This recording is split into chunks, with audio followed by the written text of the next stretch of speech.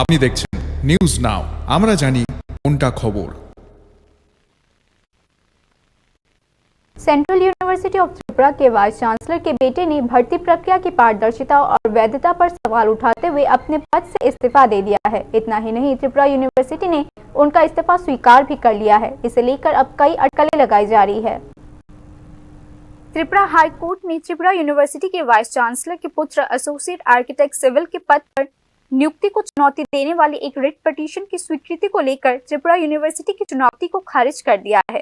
Tripura university द्वारा associate architect के पद पर नियुक्त प्रक्रिया हेतु अधिसूचना 2024 में जारी की गई थी। अधिसूचना के अनुसार उम्मीदवारों की आवश्यक योग्यता बैचलर ऑफ इंजीनियरिंग की डिग्री और राज्य सरकार के पब्लिक वर्क डिपार्टमेंट या अन्य सिमिलर स्टैट्यूटरी या ऑटोनमस बॉडी या किसी यूनिवर्सिटी या 200 करोड़ रुपए के टर्नओवर वाली किसी प्राइवेट कंपनी में जूनियर इंजीनियर के रूप में 3 वर्ष का अनुभव होना चाहिए। बाद में त्रिपुरा यूनिवर्सिटी के अधिकारियों ने भर्ती प्रक्रिया के दौरान एक और अधिसूचना जारी की, जिसमें कहा गया कि 200 करोड़ रुपए के टर्नओवर वाली किसी भी निजी कंपनी में 3 वर्ष के अनुभव के बजाय किसी भी निजी कंपनी में 3 वर्ष का अनुभव पर्याप्त होगा।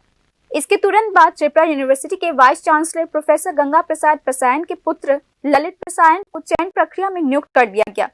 रांगचाक त्रिपुरा, जिन्हें नियुक्ति प्रक्रिया से वंचित कर दिया गया, उन्होंने नियुक्ति को चुनौती देते हुए एक रिट पिटीशन दायर की। त्रिपुरा यूनिवर्सिटी ने इस रिट पिटीशन की स्वीकृति को चुनौती दी। त्रिपुरा यूनिवर्सिटी ने दावा किया कि नियुक्ति प्रक्रिया में भाग लेने के बाद नियुक्ति प्रक्रिया को चुनौती नहीं दी जा सकती। त्रिपुरा यूनिवर्सिटी ने हाई कोर्ट में एक रिवीजन पिटीशन दायर की, जिसमें कहा गया कि हाई कोर्ट को पहले रिट पिटीशन की स्वीकृति पर निर्णय लेना चाहिए। उच्च न्यायालय ने रिट पिटीशन की स्वीकृति पर सुनवाई की। रिट पिटीशनर ने त्रिपुरा उच्च न्यायालय को बताया नियुक्ति प्रक्रिया घृणित और बेईमानपूर्ण रही और नियुक्ति प्रक्रिया के बीच में ही नियुक्ति की श्रेणी को बदल दिया गया ताकि कुलपति के पुत्र को अनुचित लाभ मिल सके। इसीलिए त्रिपुरा हाई कोर्ट ने यह भी सूचित किया है कि नियुक्ति प्रक्रिया में भाग लेने के बाद भी नियुक्ति प्रक्रिया में बाधा के संबंध में एक रिट पिटीशन निश्चित रूप से दायर किया जा सकता है।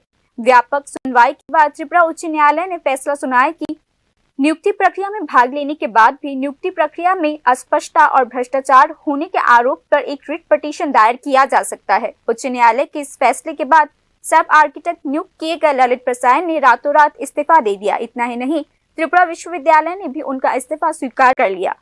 उल्लेखनीय है कि राज्य के विपक्षी राजनीतिक दलों ने त्रिपुरा विश्वविद्यालय के कुलपति के बेटे की इस नियुक्ति का मुद्दा उठाया था।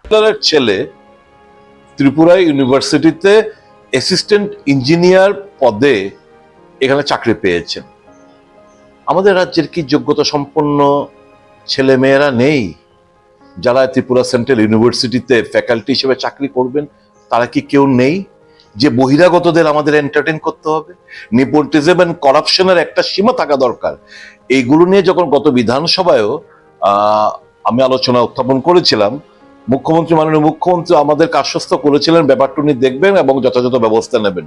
কিন্তু স্মরণ করে দিলাম যে ভাইস চ্যান্সেলর এক্সিকিউটিভ পাওয়ার 6 মাস আগে থেকে সিজ হয়ে যায়, বন্ধ হয়ে যায়।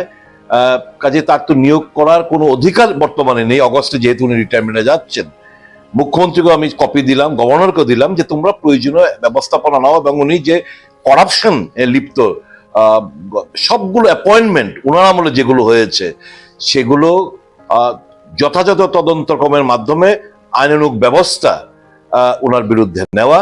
उच्च न्यायालय द्वारा रिट याचिका स्वीकार करने के निर्णय ने एक बार फिर साबित कर दिया है कि कुलपति के पुत्र ललित प्रसायन ने त्रिपुरा विश्वविद्यालय के कर्मचारियों, छात्रों, शिक्षकों और प्रोफेसर्स की चुप्पी तोड़ी है। स्वाभाविक रूप से त्रिपुरा केंद्रीय विश्वविद्यालय में भर्ती नीति को लेकर विभिन्न क्षेत्रों से लगाए जा रहे भ्रष्टाचार के आरोप पूरी तरीके से निराधार नहीं है और त्रिपुरा उच्च न्यायालय के इस निर्णय ने एक बार फिर इसे साबित कर दिया है।